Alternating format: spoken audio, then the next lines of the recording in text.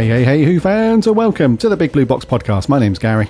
My name's Adam. And welcome to episode 337. I hope you've all had a good, safe, cracking week and that you've all managed to do something Doctor Who related. Yeah, see, we're back in the swing of it now. Got it in that week. Yeah. This week, yeah, all good. Amateur hour last week, obviously. Yeah, we'd lost it. We lost the plot. Lost it, mate. Yeah. Welcome to another episode, another week of the Big Blue Box podcast. Hope you listened to last week, our first one back of 2022, where we gave you our thoughts on Eve of the Daleks. And thank you very much for all of you getting in touch to give us your thoughts and ratings, as always. Very useful. And you've all done that again this week for our review. We're back to Classic Who this week, dude. Yes. Bit of classic, bit of Tom. A little bit of Tom, you can't beat it. Yeah. I was really looking forward to Classic Week as well, mate.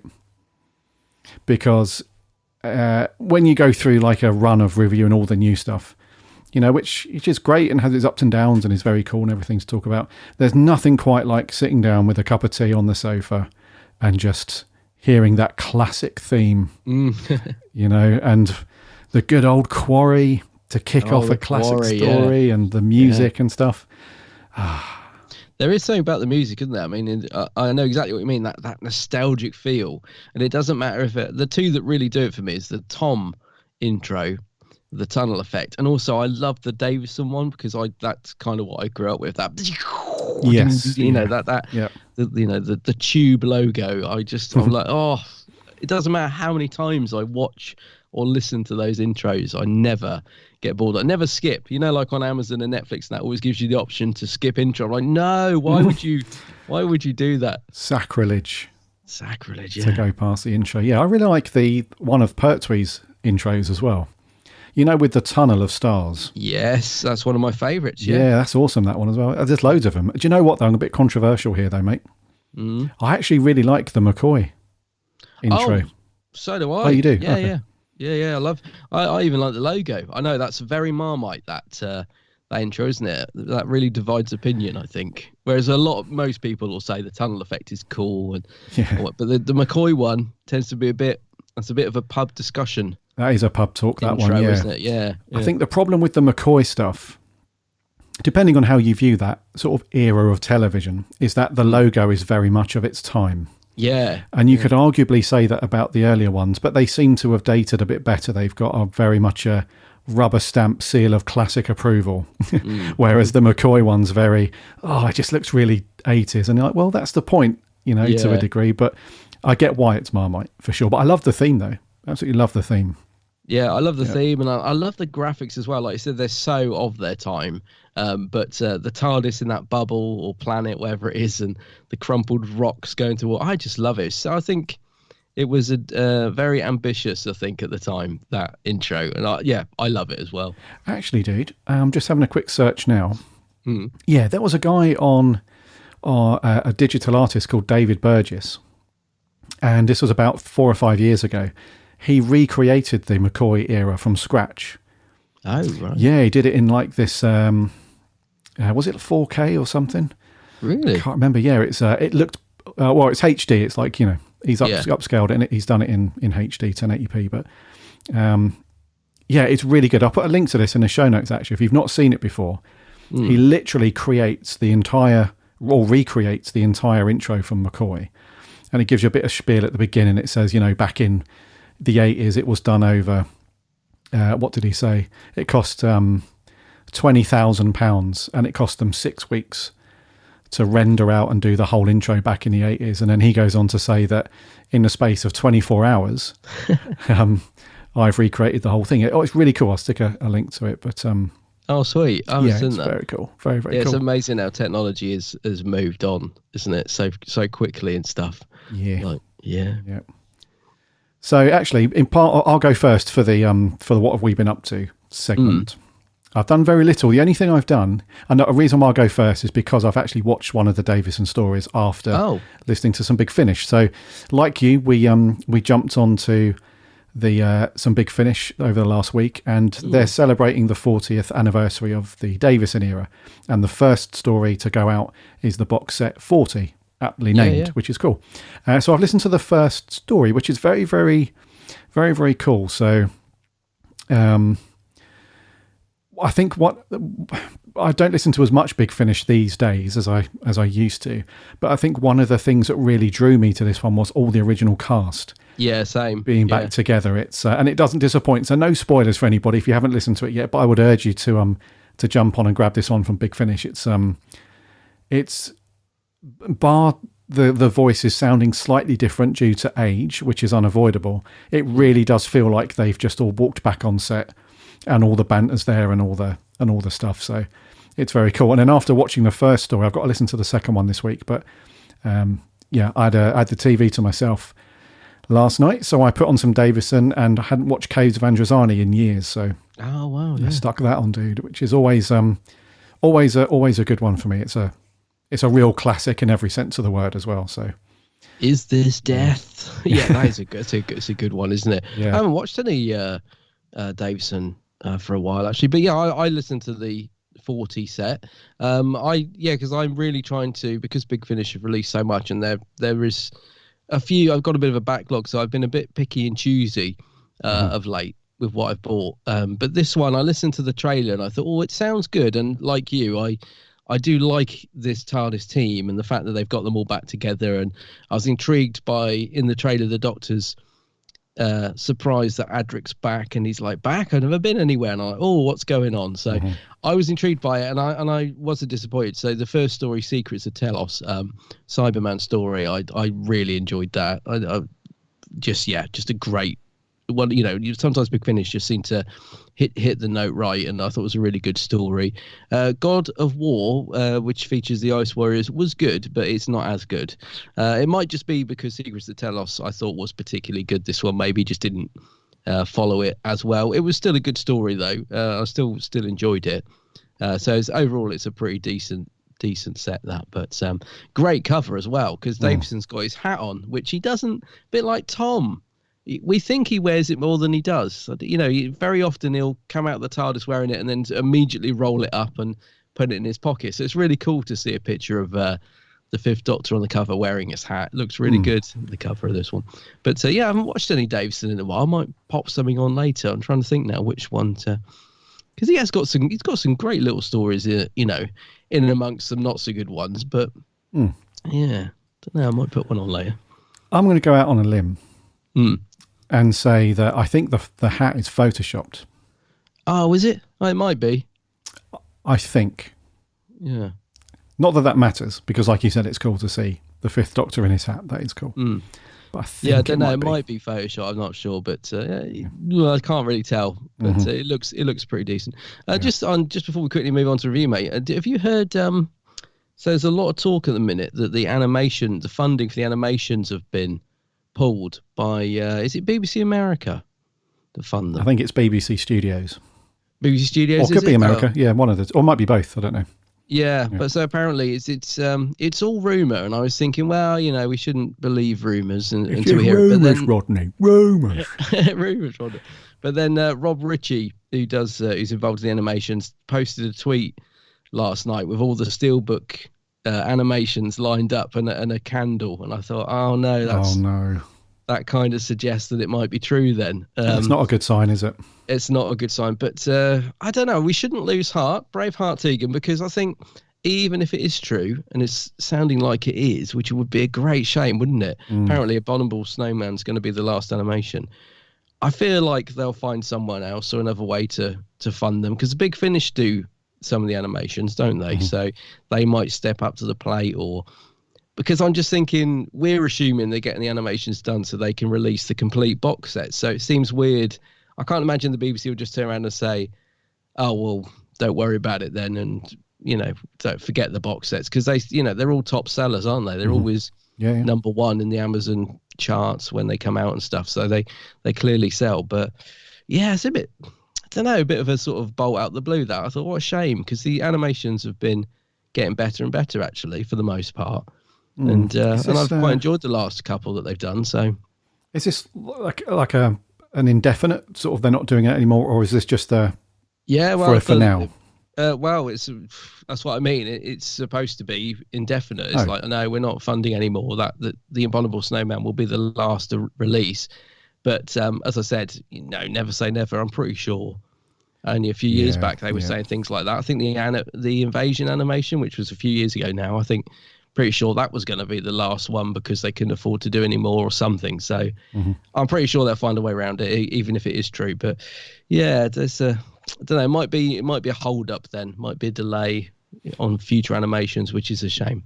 Because it feels like they're just starting to get rocking and rolling, doesn't it? It's like suddenly we've had sort of a few animations come out in quite a short space of time. And it felt like they were sort of really ramping them up. And we were saying, they're doing that. They're getting them all out because they want to complete each season for the box set. So it seems like the brakes have suddenly been put on. But we'll see. Anyway. Yeah, that's a strange one, isn't it? It must be a budgetary. I'm no expert. I have no exposure to the behind the scenes on this stuff, but that sounds like it's a budget thing to me, because not in terms of they're not making enough money, because like you said, they always sell very well. Like every time a new one is released, all the socials get flooded with thousands of people and they're just the people that are sharing it, that have bought these, and the BFI always sells out and they're very popular. So I can't imagine it's because they're not selling enough. So it must just be the Beeb doing their usual, end of year, beginning of a new year. Let's cut this, let's cut that. But could it be anything to do with Russell's studio taking over? Could it be a sort of transfer of rights? So we're not, BBC are not doing it anymore. So could that be a thing or not? Because I don't know how these things work. Could Bad Wolf Productions be? It could be, but I can't see that. So I imagine with anything live action, that would obviously have an impact on stuff. But with the animation stuff of the old classic Who, I can't imagine why that would. I don't know. That would be a problem. Yeah, I don't know. I'm sure they'll find a way though. But yeah, it does seem a bit of a shame. Maybe it's because we're entering into a new era of Who this year, albeit towards the end of next year. So we know that Russell is writing already for the next series and everything like that. So maybe pre-production is in full swing at Bad Wolf and all that stuff. So maybe they've just ring-fenced a lot of the money to plough into the new era of Who to make sure that that's off to the best start it can get. Yeah. And then once that's rocking and rolling, they'll probably... I can't say this is a forever thing because, a bit like Star Wars and other popular franchises, you never say something's done or it's, never going to happen again. So yeah, never say never. Yeah. Good to be positive about it, I reckon. Yeah. We will see them again. Let's play some sad music over the top of this. And some violin music, yeah. Do you remember the old days of animated Who? But yeah, the Davison stuff, sorry, back to that. It's a very good story from Big Finish that I've listened to so far. And you concur, especially the first story. It's a good sort of time displacement kind of thing going on with the Doctor. And the underpinning kind of story to it is that he knows what's going to happen to Adric, essentially. Yeah. But does he intervene, or does he just allow it to happen because it will always happen anyway, and that's just time streams and fate and stuff. And yeah, so it's a very good story, so go and check it out. It is, and I think they do. So this is like part 1. So it's weird, isn't it? It's called 40, and then in brackets 1. It's like 41, and then we've got 40. Box set 2 coming out. I think it's like September. It's months away, but so it'd be like a little nice little box set by the sounds of it. Yeah. But I'll definitely get the second one after hearing this one. Yeah, it's a cool little behind the scenes pic of Davison in his home recording booth as well, with the blankets up, and he's looking very well for his age. I'm not saying he's mega old like Tom, but he's knocking on a little bit now, so he looks very good. Yeah. And and we've got a review of this landing on our website probably the day you're listening to this podcast on Friday or whatever by Jordan. So yeah. Oh, sweet. Yes. Cool. Oh, did you see Jordan won me and Jordan both entered a Twitter competition to win one of those blimmin' First Doctor TARDIS sets, the one I've been trying to get my hands on. Yeah. And Jordan won it. I was like shaking my fist at the screen, like through gritted teeth, like, congratulations. Yeah, through gritted teeth. Congratulations, Jordan. Yeah, I am pleased it went to him. I would have preferred it to have gone to me, but I'm happy enough that it went to him rather than somebody else. Sure. Yeah. But yeah, well done. Well done, Jordan, you little bugger. Yeah. Right, before we crack on with our review, dude, just want to let our good Doctor Who listener know, of course, that if you don't follow our podcast yet, make sure you do that in your fave podcast app. Just give us a follow. That way you won't miss a show, because they land every single Friday. And if you don't want to listen in your app, if you're a at work in the browser kind of person, that's totally cool. Just head over to our website, which is bigblueboxpodcast.co.uk. You can listen to all for free. All of them for free in the browser as well. Plus, you can read all of the articles and reviews from the writing team. They review a lot of Big Finish, and they do Maria's review this week. She had a real big deep dive into Eve of the Daleks after she'd watched it a couple of times and let the dust settle and stuff. And so, yeah, those guys are really, really cool. So check those out. We're on the socials too, Instagram, Twitter and Facebook. Give us a like and a follow there as we chat Doctor Who throughout the week. And we have a free Discord server, so jump in there and chat plenty of Who with other Who fans. Also, as always, remember to check out Adam's channel over on YouTube. It is titled The Geek's Handbag. Yeah, I'm a YouTuber, ain't I? He's a Who-tuber. I'm a Who-tuber, yes. Lots of videos on there. I've been working on a couple of new ones, actually, as well recently. So got a little collection update coming up and stuff, and a location vid that's half finished. God knows when they'll be out. But yeah, go and check out all the other stuff on my channel. Yes, as always, my advice to you is to grab a drink, get comfy, and stick on the Geek's Handbag. Tons and tons of videos there. And Adam's on the socials too. Go and stalk him under the same name, the Geek's Handbag. Indeed, yes. Righty. Bottle. Review time. What we got, dude? Right, yeah. So, as we said earlier, a bit of Fourth Doctor adventure this week. And it's a sad farewell for Sarah Jane in The Hand of Fear. Attention all personnel. Attention all personnel. An emergency exists in the neutron fission reactor in Sector 4. We found a hand in the quarry. It was petrified, totally inert, dead. Inert, yes. Dead, maybe not. I think your sample's been quietly absorbing radiation from the machine. What the devil do you think you're doing? You nearly caused a major nuclear disaster. I beg you to help me save Castro once more. Take me back through time. It's time we got out of here. Fight fire with fire. I'm going to call in the armed forces. Destroy that thing before it causes any more harm.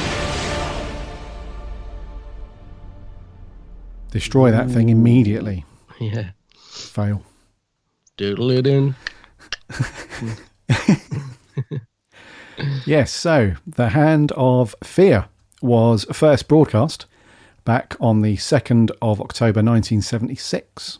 Wow. And I love these ones because I can say before I was born. And it ran for 4 episodes, finished up on the 23rd of October. It was written by Bob Baker and Dave Martin, directed by Lenny Mayne, stars Tom Baker and Liz Sladen, with about a dozen supporting cast members. And the synopsis is: when the TARDIS lands in a quarry, of course, on Earth, the Doctor and Sarah are caught in a mining explosion. Sarah is found clutching what appears to be a fossilised hand, buried in 150 million year old strata. Analysis shows the hand to be silicon-based and inert, but when Sarah begins to act as if possessed, the Doctor suspects that it may still be alive. Ooh. So back to classic Who, dude. And I will say off the bat, before I ask you for your initial reaction, that I really, really, really, really enjoyed watching Classic Who. I'm going to say that again. I know I said it in the waffle, but I really enjoyed watching Classic Who with Tom Baker. Yes. It really did. I don't want that to sway the overall score or anything like that. But the score is written down and it's there in black and white. So yeah, cool. Cannot be swayed. So your overall impressions then, dude? What do you reckon? I concur. I really enjoyed watching this. It's not one that I go to that often, actually, Hand of Fear, and I'm trying to work out why, because it was a really enjoyable watch. And I was going to watch 2 episodes on Monday and 2 on Tuesday. I was going to sort of break it up, which I often do with Classic Who, rather than just binge it, because I sometimes feel that lets the story breathe a bit, and I'm not sort of trying to get through it. I think, I try and break it up a little bit. But after watching the first 2 episodes, I really wanted to carry on. I was like, actually, I think I'll watch the next one. Maybe I'll just leave part 4 for tomorrow. But then before I knew it, I'd watched all 4 parts, and because I was just thoroughly enjoying it. I think the reason perhaps that I don't reach for this one as much as some stories is I think it really has a great atmosphere, and it really rattles along nicely until part 4. And I think it's part 4 where, for lots of reasons, it just doesn't come together. For me, that's how it misses out from being an absolute classic, because I think part 4, it goes all studio bound, and and they get, female Eldred turns into shouty male Eldred. And for me, it's like, some of the things that I really liked in the first 3 episodes, we go back to being very sort of standard Doctor Who monster in a studio with some polystyrene rock shouting. I think, such a shame, because the first 3 episodes are absolutely brilliant, I think. I mean, even the stuff in the quarry, I know we get bored of quarries in Doctor Who, but that's a hell of an explosion at the start, and a brilliant way to kick off the episode. And the suspense and atmosphere for the first 3 episodes is brilliant, with this creepy hand and possessed Sarah, and Tom's playing it really serious. The supporting cast are good, working well together. So, and the location work is brilliant in the first 3 episodes as well. This nuclear reactor they're in. I mean, we've seen a lot of those used in Doctor Who, but because it's not pretending to be a space station or another planet, it's a bit like the quarry. The quarry is not pretending to be something it isn't. It is a quarry, and it is a nuclear reactor. So they are, it just works so much better. And Lenny Mayne, I think, does a brilliant job directing this. There are some fantastic shots. The bit where the guy, it's quite funny the way he's just chasing after the Doctor. The guy that's running after the Doctor with the big spanner, and he falls over the edge of the stairs. I mean, it's brilliantly shot. There's like a quick shot of Tom's reaction to him falling over the edge of the stairs. It's just very, very nicely directed. So, so I really enjoyed this one. Very much enjoyed it. I think it's a good story. I love the idea of this hand, coming back to life and the possession thing. And I think just Tom and Liz just really so good together. And even though part 4 slightly lets it down for me, obviously it bumps up again a couple of points because of the ending with Sarah leaving at the end. So even though I find the studio stuff a bit anticlimactic, is that a word? You know what I mean? I do. It's all forgiven once we get to the goodbye Sarah Jane scene anyway. So overall, I think it's a really good story, this one. Yeah, liked it a lot. Oh, nice one, dude. Yeah, I think this is it's exactly the same as you, dude. I don't really reach for this one too often. No. So if I've made my mind up that I want to watch a 4th Doctor story, I won't typically reach for this one. Not because it's a bad story, but I think you mentioned it this way, where it feels very classic Who, obviously, and it's got that really cool, almost epic kind of feel to it because of the way it's directed. Now, he'd obviously had a little bit of money to throw into like explosions and stuff like that. So it's got that very cool, classic, epic kind of feel to it. But there's just something that's, I think maybe it might have been the a little bit of lackluster episode in terms of how it feels for me. Episodes 2 and 4, they just feel a little bit like filler for the sake of it. There's like a lot of it does happen a lot with classic Who, doesn't it, where you often find that there's a whole 15-20 minutes have gone by, pretty much half the episode, and you think, well, nothing's really been accomplished in that 15-20 minutes. The story hasn't moved on, nothing's really happened. It's just been a lot of walking around and conversations and stuff.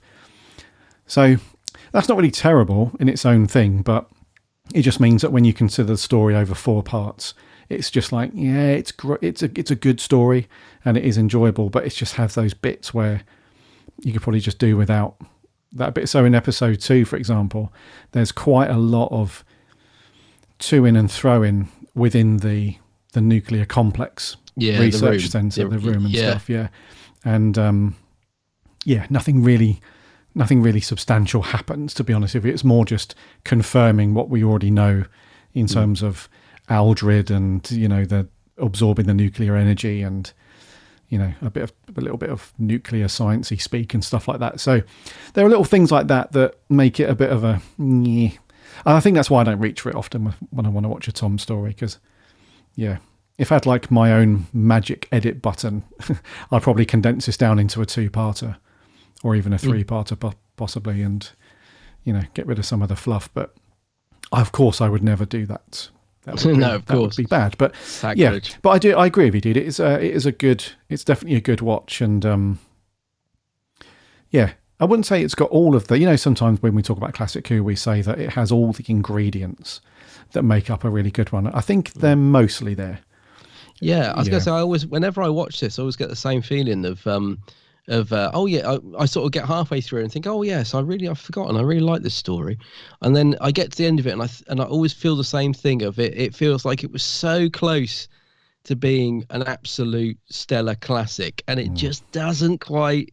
It's about 85-90% there. It's like it's got all the ingredients, it's got the performances are great, it just doesn't quite make it somehow, but I think it could have done. I don't know, maybe it just needed a little bit of a rewrite or something, because it just feels so close to being a stellar classic to me, especially the atmosphere in it, which is so classic Doctor Who. It's got that real creepy vibe to it, and Liz Sladen plays the possession part really well. I mean, it's something she's done a few times. I think there's a few stories where Sarah gets possessed or whatever, but I don't know, she underplays it really nicely, you know, all the sort of Eldred must live stuff and very sort of creepy Hammer horror sort of vibe to it, which I love in those early episodes, you know, the first couple of episodes. But I think the biggest crime is that you've got who plays Eldred, what's her name, the first Eldred, Judith Paris, I think gives a really lovely, again, slightly understated, very sort of alien performance as Eldred. And for me, I think it's a real shame when she gets replaced by Stephen Thorne, who just does the typical shouty Doctor Who angry monster. And I'm thinking, I think that for me takes me out of the story, because Judith Paris plays it really nicely. She's sort of you're almost sympathetic to what she's trying to do. She's sort of a villain, but she's got, you know, reasons for why she's a villain, and she just gives a really nice performance, I think, as Eldred.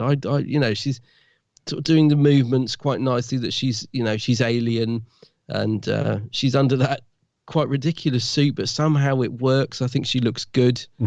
You know, it's I can just imagine those little crystal things are falling off her face all the time. But yeah, her performance as Eldred really works for me. I like the way she looks. I like the way she performs it. And so when she gets replaced by Stephen Thorne, and he's just the costume's just like a big blob with a crystal on his head, and he's just shouting and bellowing, and just, to me, it just goes into sort of I mean, that could be any monster from any Third Doctor story ever produced. It's just so, yeah, I don't know. I just think that lets it down for me as well, because I just love the way that Judith Paris was playing the part. It was something a bit different, and she seems to work well with Tom and Liz. You know, the way they're bouncing off each other as well. The Doctor's very forthright with Eldred, and you know, the performances between those three is lovely, I think. But it just goes out the window once it turns into shouty male Eldred for me. I think that's what lets it down mostly for me, actually. Yeah, I kind of agree with you on that, dude. I think there was some interesting sort of character directions that they wrote into Eldrad as the first form that we see her, you know, because it was really nice to have a monster or an alien in Who that just immediately wasn't out for sort of evil. Yeah, exactly. Gain, you know, it was a really cool. You could tell that she was very, you know, very out of her comfort zone, and because she'd been betrayed in the past, and you know, she'd been through the ringer a little bit, the walls are up immediately. And there's that nice scene where the Doctor's like, "Look, you don't have to. You know, you can be a bit more trusting. You don't have to." You know, be wary of people all the time. And then you can see her face drop a little bit, and she's like, yeah, you know, I've had my ass kicked in the past, sort of thing.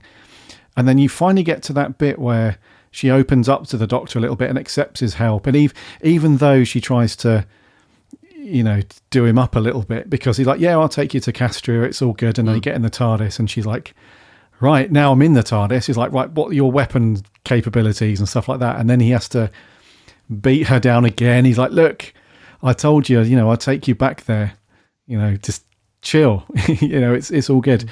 And then she finally relents, you know, and she accepts the Doctor's help when they get to Castria. And then that's it. And then, like you said, they replace her with this big, it's kind of expected for the time as well, in terms of classic television. It's like the woman was there to provide a bit of interest, but ultimately it's the male form. I didn't get why they had to replace it. That's the thing, yeah. Yeah, it's a bit of a shame in that respect, because I would have preferred it to have it the other way round. Oh yeah. You know, to have like the big masculine male form as like the big brutish, like, you know, nobody messes with me sort of thing. But then the regen, if you like, is to the female version of Eldrad. And so anyway, that's just that of would its have been time, much more interesting, actually. Yeah. It probably would have worked better, because you're sort of starting to side with Eldred when the Doctor's talking around, because you can understand why she doesn't trust people. And she's right in a way. And then blimmin', just as she's starting to sort of calm down, Watson, is it? No, what's his name? Yeah, Watson, isn't it? Comes firing around with a gun and tries to shoot her, and then she goes mad. I love that scene. She's just starting to relax and be like, okay, I'll trust them, when Watson tries to blow her head off. And then she goes mad, doesn't she? She like races down the corridor after him, like, I'm going to get you. And I'm thinking, well, he's kind of asked for it, because there's no need for him to go and try and put 10 bullets in her. She hasn't, you know, she hasn't really done anything. I say hasn't done anything to him, but the Doctor's got it all in hand. So he should have just left be. But no, he has to try and shoot her. So you kind of think, well, you can't blame Eldred for going after him. She's just tried to shoot her. So I really liked that scene. But then the Doctor's really angry with Eldred, isn't he? He's like, you know, what are you doing? Why are you trying to, you know, the humans are good. And I'm thinking, yeah, but you wouldn't think that if someone's just tried to shoot you. So you kind of sympathise and side with Eldred a little bit at that point, which again is a nice bit of writing, isn't it? She's not just a villain. She's not just an out and out baddie. There is, you know, a bit more to her than that. She's quite an interesting character, I think. So yeah, but that could have worked, you know. Now you mention it would have, if you'd have had the big shouty Eldred, that big blob running around being all angry, and then it transformed into, you know, the Judith Paris Eldred, then that would have been quite interesting, I think. That might have worked better. Yeah, I think so. Yeah, I thought of it like that. Yeah, but then you know, that's, you know, as I said, that's TV of its time. You know, back then the whole the thought of somebody being powerful was just automatically associated with the male, you know, masculine form, which is what he ends up being. He's this big brutish kind of big thing, you know, with the silly little crystal hat on, and so in a way the costume just doesn't get anywhere near as good as the first Eldred. No. So in a way, now with the benefit of time, you can actually see that they did, you know, they potentially slipped up a little bit there, because the end form of Eldrad is actually a bit more ridiculous and not as threatening as the female version, because nowhere near, because she was more. Although she was a bit of a badass in a couple of bits, she was more intelligent with it, if that makes sense. Exactly. Yeah. But she's a very good character, though. Yeah. A bit more calculating, yeah. And it was, and I'm not saying, please, you know, listener, if you're taking that as a negative on the writing, I'm not saying that at all. It was a well-written story, for sure. So Bob Baker and Dave Martin, they did a great job in not only having that typical sort of Saturday afternoon adventure that you would expect from Doctor Who, but also some of the underpinnings were very personal, I think, in terms of, you know, the way that you mentioned that scene where he just runs in with a gun and just starts shooting. That's very much a representation of what the human race is like. Yeah, there's no, and it sort of loggerheads with what the Doctor's trying to explain to Eldrad. He's like, look, humans are not all bad, you know. It's just, you know, but then that guy disproves his point within 1 minute, you know, without even asking who this person is, where she's from, all the rest of it. It's just gun out straight away, you know. Yeah, and missiles launched, isn't it? It's like, you know, he orders the strike. The answer to anything is just to destroy. Yeah, exactly. Yeah. So the writing side of things is very, very good. It's just you know, with the benefit of hindsight and decades gone past, you know, you can just, you know, in your own personal head, you know, you can apply a bit more of a modern feel. Not that you would ever change it. I'm not saying they do a George Lucas and change anything. Not at all. It's just hindsight. But the actual theory, though, of when we do see Eldrad, it does turn the story into more of a science fiction thing, though, because in the first certainly the first 2 episodes, it really did feel like you mentioned earlier, it felt more like a Hammer horror kind of vibe before that, because you had Sarah Jane who was possessed, you had the Thing from the Addams Family knocking around, and it felt very yeah, it felt like it was going down more of a horror aspect, more down that road. But then as soon as Eldrad is formed properly, and that part of the story kicks off with traveling with the Doctor back to a home planet and all of those conversations, it was almost like a switch flick. Then it was almost like, right, we've left the suspenseful sort of almost horror side of things, and now it feels a lot more science fiction-y with this stuff, because Eldrad is explaining that what's happened to her planet. The solar winds have devastated it, and she learns that the Doctor's a Time Lord, and we go back to the TARDIS and stuff. It all feels very much more at home, I think, the second 2 episodes, which I really liked. Yeah, I know. I think I know what you mean. Yeah, it definitely does, actually. Yeah. And I think that the thing is, it's the first 3 episodes look so good with all the location work and even the sets, in the reactor are kept quite simple. But it does feel like episode 4, it feels so low budget compared to the rest of the story. And it's a shame, because you want episode 4 to be the big, we always expect episode 3 to dip a little bit and then everything ramps up in episode 4. But it feels like the opposite in this story. Like the sets are really minimal, it just feels like they've dug out some rocks, from the studio or whatever, and warehouse. Where's those Doctor Who rocks? And it's darkly lit, so they can't really see much. And there's a sort of polystyrene bridge that they have to cross, which looks terrible. It's just such a shame, because the first 3 episodes look so good. And as I said, it is brilliantly directed by Lenny Mayne. It's got a real style to it that it all seems to go out the window for the most part in episode 4. It's what really lets it down for me, really, this story. It goes into that sort of that could be any Doctor Who story, really. Just the sets and everything that's going on. It feels a bit laboured. The bit where they're trying to get across the bridge, it's like, it definitely runs out of steam towards the end, which is a shame, because there's some great stuff leading up to this. There is, yeah, for sure. It's one thing I found funny was that you can tell that they've allocated a bit of money to like the physical effects, and this is what I think links really nicely into the direction of the story.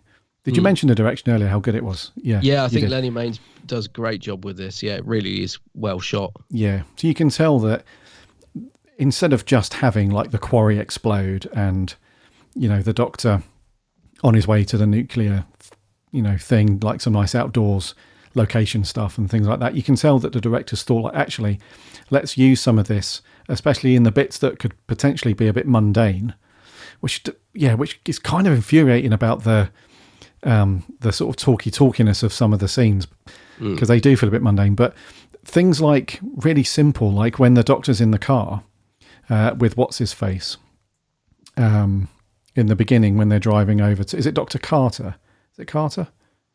Oh yeah, yes. Or Professor Watson? No, who's the Watson's the one that phones home to tell his wife and kids he might be late. Yeah, so who's the guy that attacks him with the spanner and then falls off the balcony? That's Carter, right? I think that's Carter, yeah, I think so, yeah. So when they're driving in his very, very flashy Maestro, whatever car it is, the Lenny Mayne's put a camera down in the footwell of the car. Oh yeah, that's right. Yes, you get a low shot. Yeah, so you get a low shot of the Doctor who's looking around, and then it flips over to Carter, and you can see him driving the car. And then there's another couple of scenes like that where when Sarah Jane's buried under all the rubble and stuff, instead of just having the rubble and then just a hand that pops up, it's Sarah Jane's hand or whatever, you actually see her buried underneath all the stuff, and you can see that she's struggling to, and she sees the hand, and then she struggles to get through and things like that. And then that scene you mentioned as well, the attack with the dive over the balcony and stuff, that's not easy stuff to film for a TV show like this with this budget. That's potentially difficult stuff to get in there, because I imagine what's happened a lot with so many classic Doctor Who stories, it's like the director or the producer or both have been like, okay, we want to do this shot, let's put a camera in the footwell so that we can get the reaction of these guys as they're driving over to the thing. And you got someone else on the production team like, no, we haven't got time for that, and we certainly haven't got the money, so scrap that, let's crack on. So it's good that Lenny Mayne included some of these things just to spice up the pacing a little bit and just get the story moving a bit. So, which is why I said it's infuriating that in episode 2 and some of episode 4, it's very much, well, why didn't you do some of that when you were sort of just walking around some of the corridors?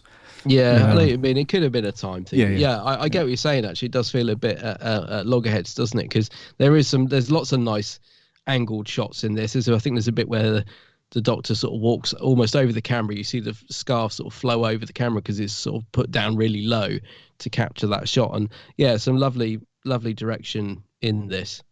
But I know what you mean. It does feel like other bits feel a bit sort of stilted, if you like, because Driscoll, he's the one that's with the nice perm, isn't he, that gets he gets possessed, nicks the ring and all that sort of stuff. I mean, there's some good creepy stuff going on with him as well, especially when he's takes out that other guy. I don't know who he is, the one that's on the intercom.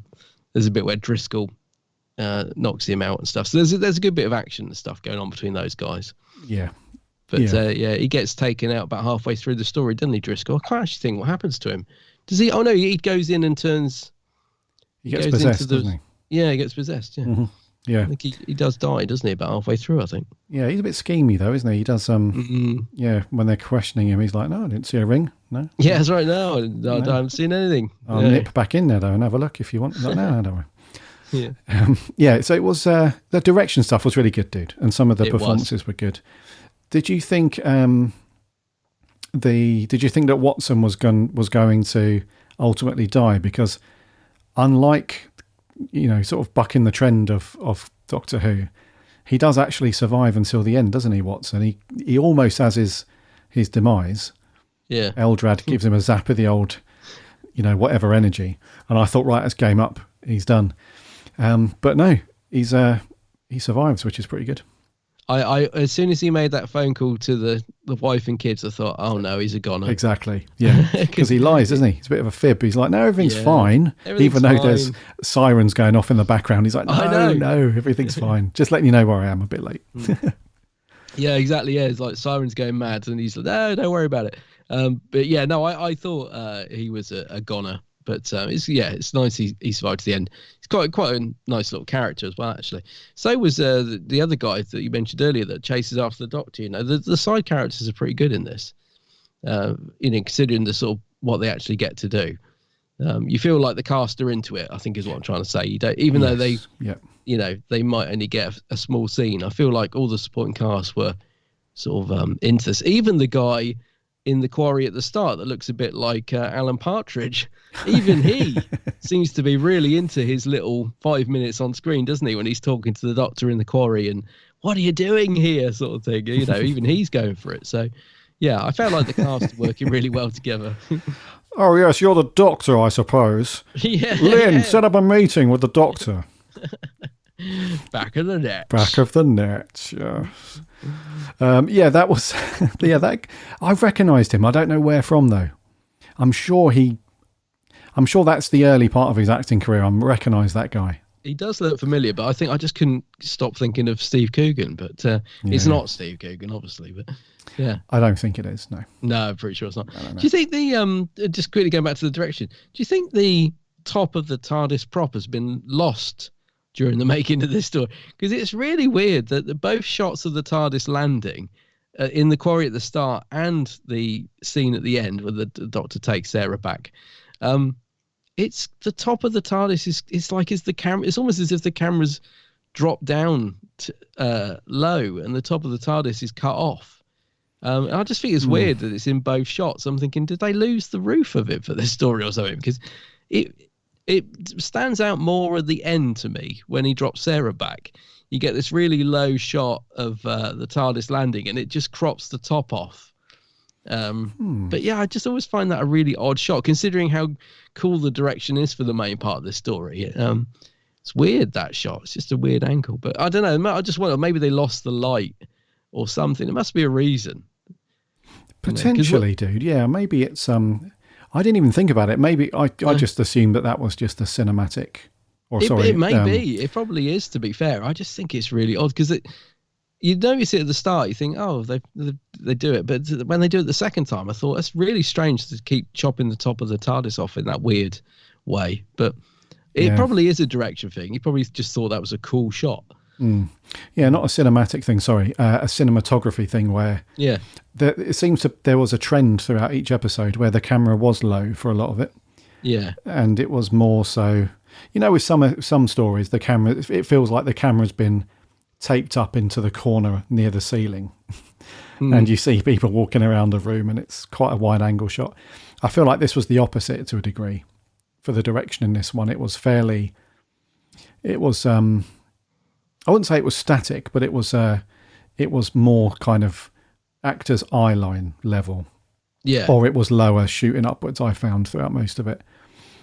But yeah, I can't honestly think why they would do that though, unless there was something wrong with the prop and they just couldn't be bothered to fix it at the time, which is not beyond the realms of possibility, because the old prop, bless it, we've seen it a few times, quite a few times, where it literally looks like one more slam of the door and it's just going to topple over.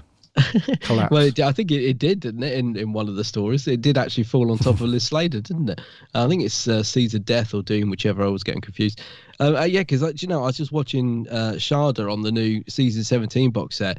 I think that's the worst the TARDIS looks when it's in the library or whatever it is. It is absolutely, like you said, it just the roof is wonky, and you just think, God, I wouldn't want to go in it. It just looks like it is about to collapse in that story, and I think that's probably one of the worst it's looked. But it still looks fairly solid at this point. I mean, apart from the fact it doesn't seem to have a roof, it looks okay.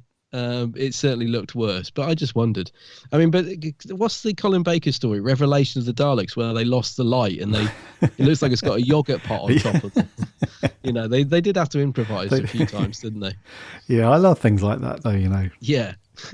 Because if you were just a casual fan, you'd be like, oh, didn't even notice the light looked different. But yeah, as a Who fan, those sorts of things, they stand out from a mile off, and it's like, you can laugh about it now, but can you imagine now though? I mean, that would just never happen with like everybody that's involved in producing a movie or a TV show these days. Like everything is like to the meticulous degree. Yeah. Continuity of people are employed. They make sure that, we're going to shoot this scene now, but we have to make sure that he left the door open in the previous scene and the light wasn't on and all that stuff. You'd never ever see that now. Actually, you do. Remember Game of Thrones? Somebody left the Starbucks coffee cup on the fireplace. I do remember that. I don't even watch Game of Thrones, but I remember that being quite a big internet thing. Yeah, Starbucks coffee on the table. Yeah. How did that get through? I mean, the thing is, even in early, in Classic.c, you get things like, so I often think when you see a model shot of the TARDIS landing, the model looks a lot better than the actual prop. So it'll very often have like a white door panel, and then it cuts to the studio, and it's like that the TARDIS hasn't had a white door panel since William Hartnell, but yet, they put it on the model shot, but then the studio version, it's completely different TARDIS prop, looks nothing like the model. What did you think to the TARDIS interior then at this point for the Doctor? The wooden one, the secondary one. I quite like it. It's different. I mean, I don't think I would have wanted it for more than a season. I really like the change up. I think it's an interesting console room. But I don't know. I think it's because it's a bit brown, and I would have got bored of it if it had been around too long. But I think it's perfect just for the the season that it's in, or however long it's on there for. But yeah, I quite like the wooden console. Something a bit odd about it, which I like. Yeah, especially the door with the sort of stained glass window in it. I really like that. Yeah, there is something quite cool about it. The only thing is, it just doesn't look very appealing the way it's been lit, and it is probably the lighting. Yeah, it just looks a bit gloomy. It looks more like I don't know. It looks more like the broom cupboard or the coat room that you wouldn't really spend too much time in, but has ended up being the console room for some reason. But it's all right. It's all right. It's obviously we prefer the the proper TARDIS, the classic. Yeah, but it's not too bad. Yeah, it makes for a nice change, doesn't it? And I love it when Tom, the last scene where Tom's doing stuff underneath the console, when it just looks a bit different. But yeah, I wouldn't want it to hang around any longer than it did, I don't think. No, I agree. Yeah. Yeah, so let's talk about Sarah Jane for a little bit. Because she had and we'll get on to Tom afterwards, but she had a very good, well, I think personally she had a very good last story. It's just a shame that the ending for her, the goodbye, was just, it felt a little bit like at odds with how her character was throughout the story for me. So in terms of a performance, Liz Sladen was obviously great as always. I had no complaints there. But there were several scenes where she was really up for it. Like she wanted to get involved. There's a bit where the doctor tells everybody to wait by the gate at the Nunton Centre. And, she refuses. She runs after him. And, because she wants to be involved. And she, even when she was... I think it was episode 3 where she teases the doctor a little bit. She's like, Eldrad must live. I love that scene. And beautiful scene. She's laughing and mucking around and she seems happy to be in the action, so to speak, and all that. But then some weird reason they wrote it instead of being a progressive thing where throughout the story, she's just getting a little slowly more and more miffed with being possessed, shot at, trapped, all that stuff. It's almost like right at the end, it's like, right, we need to sort out her goodbye now. So right at the end, she's like, oh, I'm fed up with all this. I just want to go home. It just felt at odds with how she was throughout the rest of the episode. But her performance was still really good, though. Yeah, it's funny. I'd never really thought of it like that. But I think you might be right, actually. I think the reason I haven't thought of it is because I do really love that end scene. I just like the dialogue and the sort of way that she's getting all huffy and pretending she wants to go, but she doesn't really. Because I see it as she's just trying to get the doctor's attention. I don't think she was actually gonna leave. But I do get what you mean, actually. I just hadn't really sort of looked at it in that context. Because, there isn't much of a build-up to it. You're right. And I think that's odd because they knew quite far in advance, didn't they, that Liz was leaving. And they talked about, I think... Philip Hinchcliffe had sort of spoke to her about how did she want to leave, and she was quite specific. She didn't want to be killed off. She certainly didn't want to be married off.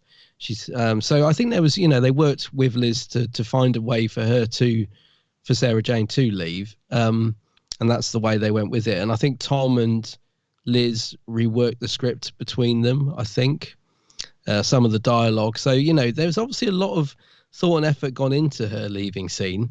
But you're right, it is a little bit out the blue in terms of this story. Like, why this isn't exactly the biggest sort of, like with Tegan, there was lots of death and destruction around her. And you can totally get why she decided at the end of that story she'd had enough. I get what you mean. With this one, there isn't really much of that. There's nothing that's really pushed Sarah Jane to the edge to make her want to leave. But yeah, the way I see it, mate, is that she wasn't really. She's just having a bit of she just wanted the doctor's attention and was having a bit of a 5-minute hissy fit. Because I think she even says, oh, I'm only joking or something. I don't really want to go or something, doesn't she? Yeah, she does, yeah. Yeah. So I feel that's the way I'm looking at it. She was just having a 5-minute hissy fit because the doctor was, not paying any attention. But I just love the performance between the two, I think the dialogue is nice, but I just love the way that they play it. The doctor's like, you've got to go. It really hits home, I think, that scene. And the fact that he drops her off at the wrong location as well is just so typically Doctor Who. So typically the Fourth Doctor as well. It's a really nice little touch as well. And she's got so little contents to take with her. She's got like one owl teddy, a tennis racket, I think, and is that all she's got, Yeah. But yes, I don't know. I can forgive it anything really because I just love that end scene. I think it's a lovely goodbye for Sarah Jane, or at least au revoir, because obviously we know that she's going to come back all those years later. Thank goodness she did as well. I think out of all the companions, she's the one that really deserved to come back all those years later. I mean, there's companions that I love that would have, like Jo Grant as well. It's great to see her back in Sarah Jane. But yeah, it's a nice scene though, isn't it? It's a really lovely scene, I think. Yeah. No, I read you, dude. Yeah, and I think you make a good point that Elizabeth Sladen did say that she didn't want to be killed off or married off or anything like that. Yeah. But she also said that she didn't want her exit to be to overshadow anything that was going on in the story. She didn't want that to be the focus. Right. Yeah. So that's fair enough, I guess. Yeah, to a degree. They work brilliantly together. I think it's a good send-off for her as well, because I think a lot of people feel this story perhaps isn't like the best Sarah Jane story, but I think it's a good one for her to go out on, because, you know, she plays such a big part in it, especially at the beginning with all the possession stuff, and I think she's in it a fair bit, so she has quite a lot to do in it. So I feel it's a good story for her to leave in. Yeah, and you can tell that as characters, with Sarah Jane and the Doctor, they were very good friends at this point. They were they're brilliant together. Yeah, just the chemistry is great with these two, isn't it? It's and you can you can just tell that there's a lot of fun recording with Tom and Liz, and a lot of kind of mutual respect for each other. There was no way there was ever going to be any of this weirdness, you know, that Tom had with Lalla Ward and all that jazz and all that stuff. You can just tell that with Tom and Liz Sladen, it was almost like the opposite. You just never heard of just big arguments or drama or anything. It was really cool. And what a refreshing story to watch, where the companion's not leeching after the Doctor, and there's no romance and there's no weirdness that we seem to have these days. So they are brilliant together. You mentioned that scene where she just, for 1 second, like the Doctor's hypnotized her to bring her back to being normal Sarah Jane, and just as they walk through the door, she goes, "Eldred must live," and the Doctor looks horrified, like, "What?" She's like, "Oh, only joking." Yeah. It's just such a lovely scene, and I think that was just a little ad lib by Liz Sladen, I think it said in the production notes. But yeah, you can tell that her and Tom, amazing chemistry as the Doctor and Sarah. They clearly got on off screen. I mean, I recently read Liz Sladen's biography, which was fantastic, and you know, it is clear there was a lot of love between those two guys. Hence why I think Tom found working with anyone after Liz quite hard for a while, didn't he? I mean, we know that poor old Louise Jameson, who was the next companion, had a rough ride with Tom. I don't think he dealt that well with Liz leaving, because they clearly have a brilliant working relationship, and I think for him to try and find that with the next person was always going to be difficult. So I'm always glad that I'm always grateful to Big Finish and stuff that Louise Jameson and Tom are such good friends now, because I love the character of Leela, and I always think always in the back of my mind when I'm watching any Leela story, I'm thinking, oh God, behind the scenes it was a nightmare. You know, Tom was really difficult, and whereas in this you just get the feeling the cast are just flowing and clicking so well. You know, so it's weird to think that from after this story onwards that Tom's going to get a little bit more and more irascible, I suppose. Mm-hmm. Is that the right word? Irascible? Yeah, I think so. Yeah, but I think, it's probably Liz Sladen leaving was perhaps the catalyst maybe for that. You know, things, just one of the things that sort of changed Tom as he went forward from this story onwards, I think. Yes. Yeah. No, I agree, dude. Yeah, I agree. Let's talk about Tom then. So, Tom, yeah. Where are we in terms of Tom's tenure as the Doctor with this series? This is season 14, is it? 14, isn't it? Yeah. So I think, I mean, I wouldn't say I'm on the fence with this series. It does have some great episodes. So what's after this one? Yeah, we're straight into the Deadly Assassin, aren't we? After this one. Yeah, it's Deadly Assassin. I wouldn't say I'm on the fence, because it's an okay series for me. I think it gets better as a series goes on.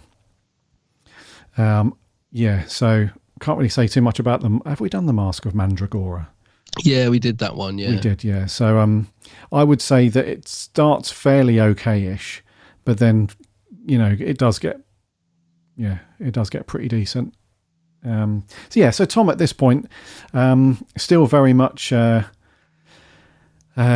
of in the earlyish days, I would say, right? So, well, yeah, because this is what his second season, isn't it? Second series, isn't third? Hang on, no, season 12. Third. Yeah, third. So series 12 was his first one. So we're 3 series in now, and although Tom found his feet relatively early, and just cracked on and was very much the Doctor from Robots, really. I feel like at this point we haven't got to that point yet with Tom where we start to see all the mood swings and the The broodiness. And the brood, yeah, all that stuff. So for me, I love this era of Tom because although I think there's an appeal to the sort of, what's the phrase? The unintentional dark side of him because of those off-screen, spats and issues and stuff. In this part of his era, it's just pure fun for him, I think, playing the Doctor. Like, there was you don't hear of as many arguments with the director and the writers, and certainly not with Liz Sladen. So, yeah, he's got that very jubbly, happy, beaming smile more of the time. And it's evident in this story as well. It's you can just tell that he's got lots to do. There's a couple of action scenes. There's some confrontations. He's a bit shouty for a bit of it, and but mainly you can just tell he's having fun, and I think that comes through absolutely in his performance. So yeah, I'm a big fan of Tom in this particular part of his era of who he hasn't got to that down in the dumps bit yet.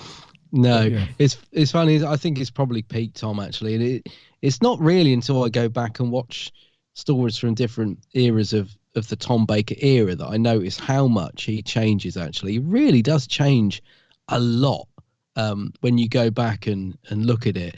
And I think for me, this is where I really love Tom. He's got that nice jokey side to him, but he's playing it quite straight as well. I mean, the first sort of 3 seasons of Tom, I think, are absolutely superb. I mean, season 13 is a belter with Zygons, Pyramids of Mars, Android Invasion, Brain of Morbius, Seeds of Doom. I mean, it's an absolutely stellar season. That I can't wait for that to come out on Blu-ray. But this season, and I've never really thought about it before, but this might be when Tom starts to change a little bit halfway through, because if you look at the other serials in this season, you've got The Deadly Assassin, which is great, Face of Evil, obviously bringing in the character of Leela, Robots of Death is great, Tom's still quite funny. Now, Talons of Wing Chiang, and I've always said this, and especially when we reviewed it, this is to me where Tom, I always find him quite broody in that story. So although I think Talons is a great story, but Tom's performance definitely is starting to go down that road of being a bit, he's going a bit inward. He's not working with the companion as well. He prefers to talk to himself rather than actually look or talk to the companion. And so I've never thought about it much before, but I think during halfway through the season when Liz leaves, I think Tom starts to go in on himself a little bit. So I'm looking at the other stories coming up, Fang Rock, Fendel, Sunmakers. I think we're starting to get a more broody Tom after this. And then you get to the Invasion of Time. And I think he's starting to get a little bit more difficult. And then the following season, what we got is the Key to Time. See, Key to Time, suddenly the Doctor goes from this quite broody inward to it's more comical. Graham Williams wants, more lightheartedness in the stories. And I think Tom's Doctor changes quite a bit again during that season, doesn't he? He sort of reverts back to being almost much more comical than before. But it's fascinating to see how much Tom's Doctor does change over all the years that he was the Doctor.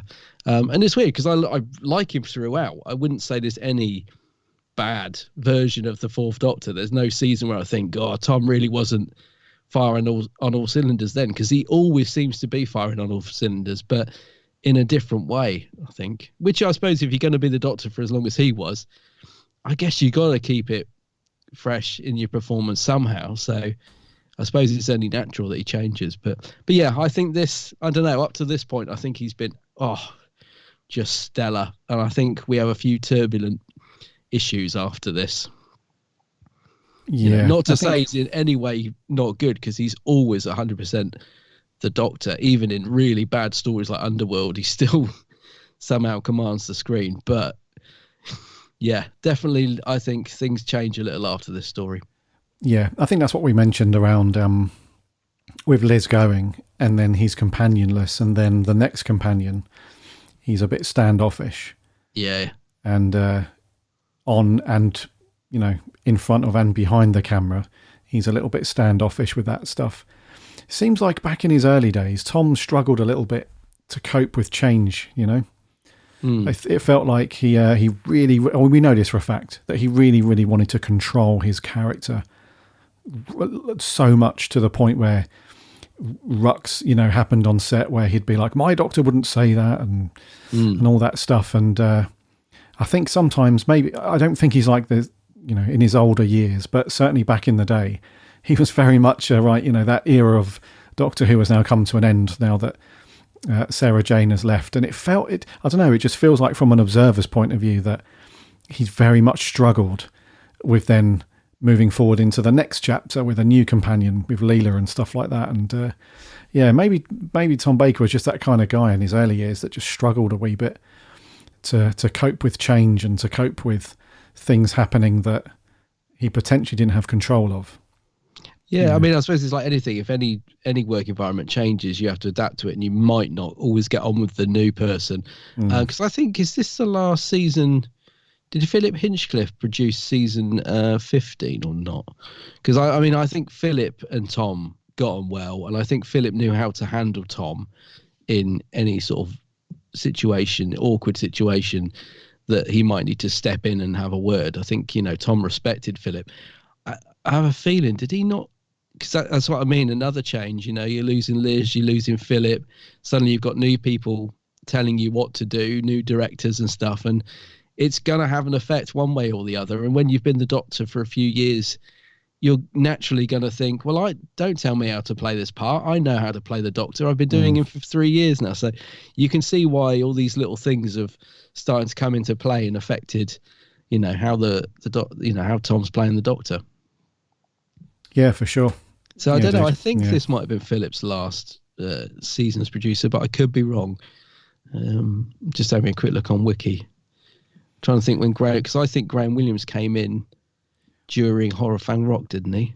I think that was Terence Dix officially credited for Fang Rock.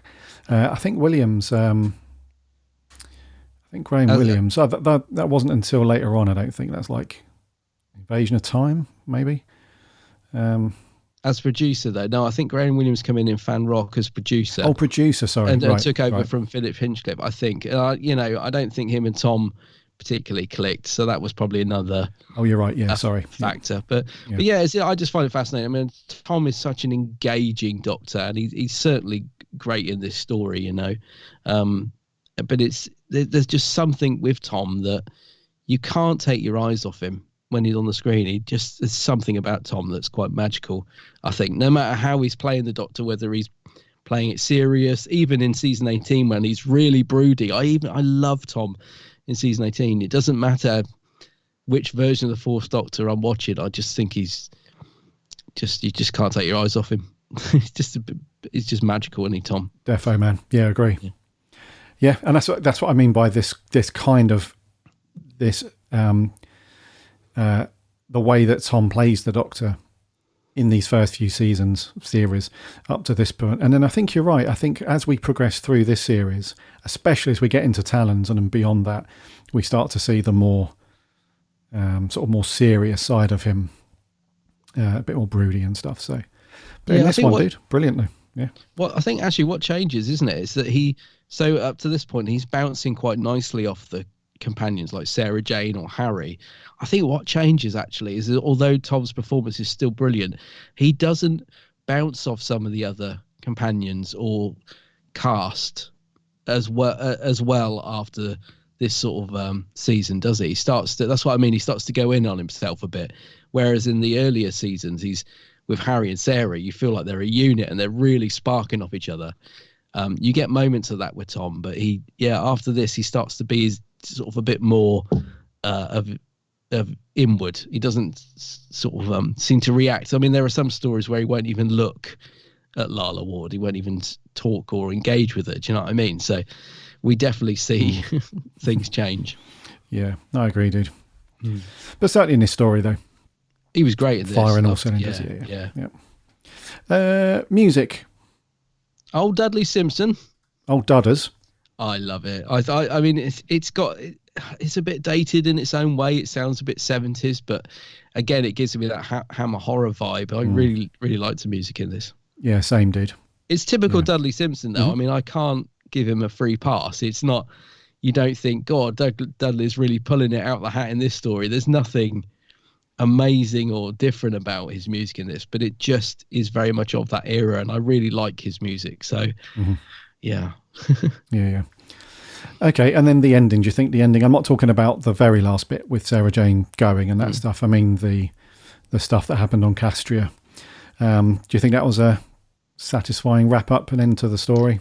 No, to be honest, it's what lets the story down for me. I do find myself, I think the ending on Castria is a letdown after such a good start, such a good build up in the story, and all that sort of tension and atmosphere kind of goes out the window in part 4.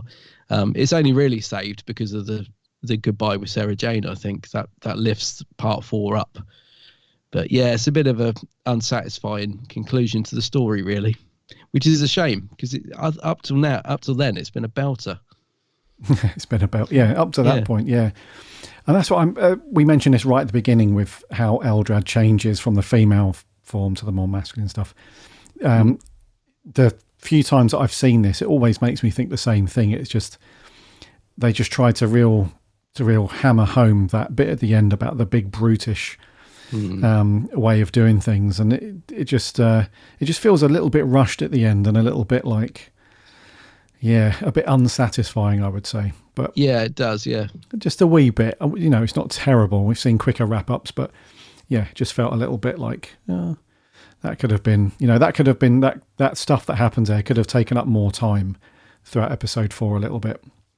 And maybe some stuff into the end of episode 3, like nudge some of that stuff out of it and just have more stuff on Castria, just to explore a bit more about what was going on there with, with King Rokon and I forgot about stuff, it. Yeah, another shouty one. Yeah, another one. Yeah. So I mean, that's what I mean. Yeah, at the end, it just gets a bit shouty, a little bit like, and then that's it. It's done. So yeah. All right, dude. Anything else on your notes? No, I don't think so. No, you're good. Okay. I think it's me to go first. It is. Yeah. This week, I'm going to give this a 7.5. 7.5. Okay, I'm slightly higher. I'm going to go with an 8. An 8, okay. Mainly because even with, bits that I felt let it down, I still, as I said, I just really enjoyed watching it. I didn't intend to watch the whole 4 parts in one go, but and I had plenty of time this week to watch them. I could have spread them out if I was finding it a little bit, but I was quite happy to go straight on to the next episode. So I was thoroughly into it. So I'll go with an 8. An 8 it is. Right, okay, cool. So 7.5 from me, an 8 from him. What did our listeners think? Let's jump over to the Twitter. And TARDISnet, Will Sanger, said, I think it's underrated. If I'm honest, Liz Sladen gets the chance to stretch her wings when hypnotised. Eldrad is a formidable but sympathetic, and the last scenes are full of great emotion. I feel it does kind of lose its way in the last episode, though. An 8 out of 10. An 8, same as me, yeah. Doctor Who Home says it starts off so good. The bits on Earth are fantastic. The location is superb. Characters are memorable. And the acting is fantastic. And then it just gets so tacky. Part 4 on Eldrad's World just doesn't do it for me. Sarah's goodbye is lovely, but a bit tacked on, sadly. But a 7 out of 10. Yeah, okay. Our writer Jordan says it does start off well, but gradually goes downhill. Sarah deserved a better ending than what she got, and the whole final episode is a bit dull. Eldrad in her female form made a much more interesting villain than the shouty man version, and the whole thing ends up being a bit dull. Yes. Yeah, definitely on the same page, Jordan. Yes. Long Scarf Publications. Oh, what a great name. Yes, very cool. Says people are correct when they say episode 4 is disappointing. However, the performances are fantastic, as is the leaving scene. Almost impossible to score as a whole, as how much a dodgy 15 minutes impact it has on the whole story. So a 7 or an 8 out of 10. Alternate 13th says, one of my fave Tom Baker stories. I don't know why, but it has a charm to it that I adore. And obviously the goodbye is iconic. 8 out of 10. Cool. Spiral Scratch. Some interesting names this week. Spiral Scratch says, I always love The Hand of Fear. However, I feel episode 4 really lets it down. The Earthbound episodes are fantastic. The way Eldrad was dispatched was an anti-climax, though. 7 out of 10. Yeah. The cool chaps over on the Lost on Gallifrey podcast. Oh, yes. I've been listening to that a lot. Yeah, it's a very cool podcast. Check those out. It says, a story full of visual moments, the crawling hand, the dungarees, Eldrad being shot in the chest. Plot-wise, it's a bit forgettable, though. It feels like a Series 3 it feels like a serious 3-parter and a camp 1-parter, resulting in a bizarre final part. But entertaining and top with a bittersweet ending, 8 out of 10. Yeah, I'd forgotten about the dungarees, the Andy Pandy outfit. It's a strange outfit for Sarah Jane. That. Yeah, I think they even say in the thing that she looks like Andy Pandy. Yeah, which I never noticed till I watched it again the other night. Yeah. Chippy T says, love all the factory stuff, but the security guards were somewhat lacking. The Doctor just walks in with his thrusting, smiling face. Great alien in Eldrad with a beautifully rendered costume. Sarah's departure very much understated. Good fun, so 7.5 from me. Cool. Nick H says probably the weakest story in a season full of classics and often only remembered for Sarah Jane leaving, but it's solid Who, even if it has a weird view of how nuclear reactors work. 7 out of 10. And lastly, Sarah Louise, the running Whovian, says a great story. The Hand is creepy. Tom's Doctor in his usual confident self, and Liz plays the possessed Sarah Jane sinisterly well. The female Eldrad's performance and attire were very good. The male Eldrad less so. It's a shame SJ's departure didn't have the build-up she deserved, but an 8 out of 10. Cool. Cheers, Sarah. And we had a few on Facebook. Joseph Howarth. Sarah Jane's last story, underwhelming really. It's okay for the most part, but the problem is the pacing feels off. It starts off slow and then picks up in the middle, but then slows down again. Eldrad is interesting, just wish they did more with Eldrad as a whole. Preferred the female Eldrad more than and had a cooler design. The male version works, but just a bit silly. The farewell scene with the Doctor and Sarah is brilliant though, and I think all the slow and dullness wasn't really worth it, and I feel she deserved better for her last story. So he says kind of dull, slow story, but 6 out of 10. 6. Yeah, Richard Hardman. Sarah Jane deserved better. As far as the last story and the last scene, I can only give it 5 missing hands out of 10, I'm afraid. 5. Okay. That's cool, Rich. No worries. Martin Arnold, thank God for the classics. This underrated episode has a cracking start, a strange and bittersweet ending, and is good for the worst reason, in that Sarah leaves. Can't take the lady in your life to Gallifrey, but you can take the TARDIS back to when Doctor Who wasn't terrible. Or Martin wasn't fan, was he, of the current stuff? No. I can't read your score though, Martin, because you've put Eldred hands out of 10. I think we need the number before that. I'm going to guess you're going to give this about an 8 or a 9 though. Yeah. Charlie Turner says it takes a lot for a grown man to cry. The ending to this story is so beautiful. I love how it led right into the deadly assassin, even though the story is a mix of dull and okay. Not too bad overall though. From what I can remember, 6 out of 10. And lastly, Harry Marciniak, one of our writers, says, I just watched this for the first time ever. Slow start, cracking middle, and a boring ending. A roller coaster, I guess. Sarah's exit was good in a sad way. Thank goodness this ain't the last of her. 6 out of 10. I'm trying to mixed actually. Yeah, I'm trying to think of an average for this one. I'm pretty sure it's like a 7. I would say 7, yeah. Ish, There's a few 5s and 6 that bring it down, yeah. A few mixies in there. Okay, so yeah, not too bad scores. And thank you very much, everybody, for sending in your reviews and thoughts. Next week, dude, what are we on to? Yeah, so we'll be diving into Series 3 of Torchwood next week. So that's, of course, the Children of Earth series. So we'll be doing Children of Earth Day 1. Always a good one to kick off.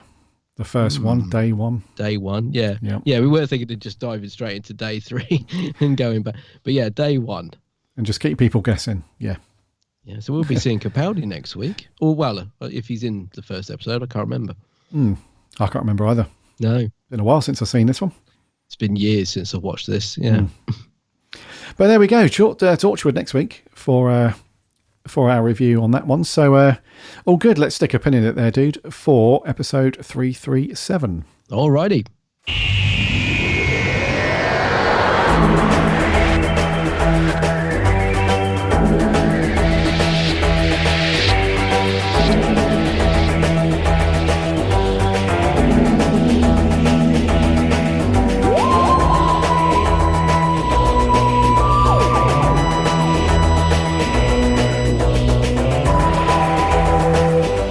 Thank you so much for coming back and listening to another episode of the Big Blue Box podcast. That was episode 337 and The Hand of Fear.